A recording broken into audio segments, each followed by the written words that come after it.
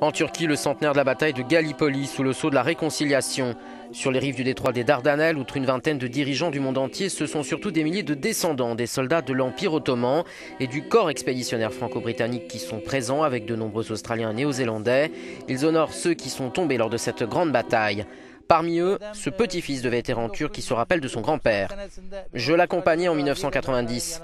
On n'a pas réussi à le convaincre de serrer la main d'un vétéran australien, c'était il y a 25 ans.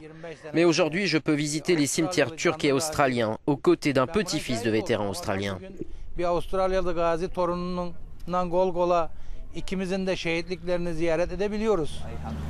Par-delà l'histoire, c'est donc aussi la réconciliation que veut retenir aussi ce petit-fils de vétéran australien.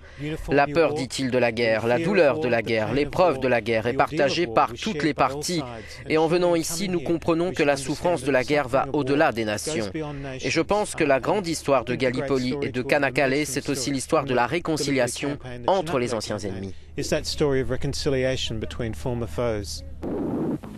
En 1915, lors d'une lutte acharnée qui a duré 9 mois, la bataille de Gallipoli a marqué la Première Guerre mondiale et s'est conclue sur une cinglante défaite des Alliés avec plus de 130 000 morts de part et d'autre.